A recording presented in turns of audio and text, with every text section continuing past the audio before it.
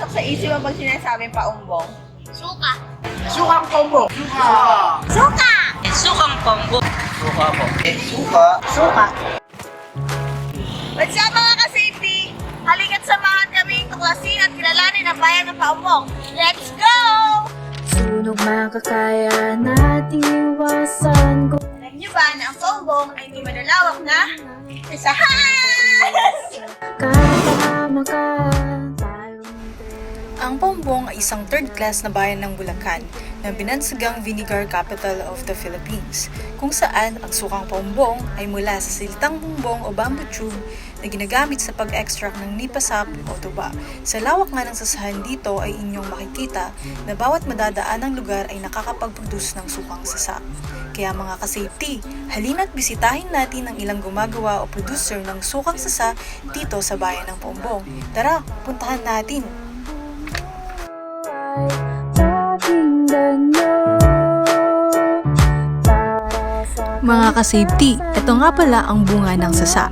At ngayong araw ay ipapakita sa atin ni Kuya Tuti ang proseso ng tuba extraction mula sa puno ng sasa. Ready na ba kayo? Kain tuba. Ito pala nakukuha yan. Puputulin mo rito. Pagka 2 araw, pagka ayaw tumulo, kakaritin mo. Okay. Ganito rin ang pangkarit yan. Kailangan pa, pataas. At sinuksok na nga po ni Kuya ang bumbong o tukil upang magsimula ng madagta ang sasa. At sa pagkakataong ito ay atin namang subukan mga ka-safety kung ano ang lasa ng tinatawag nating tuba. Upos na sigarilyo. Ops, tipsy na si Vero. Susuray-suray na.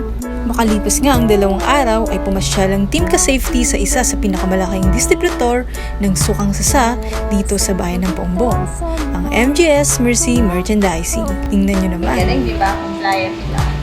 Ito naman ang mga tinatawag natin na tapayan o banga, kung saan iniimbak at binuburo ang tuba sa loob ng 15 araw at sumasailalim sa tinatawag na fermentation process upang maging ganap na suka.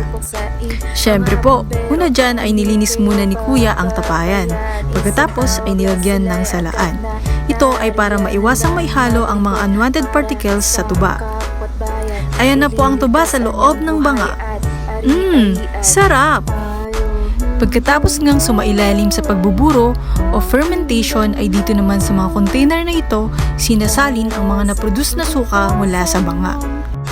At ayan na nga mga ka-safety, pwede nang ibenta.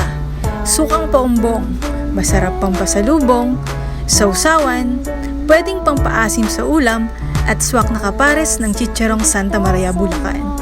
Jenny's Chicharon, Bacana Man, Charis! Dito lang yan sa bayan ng Paumbong.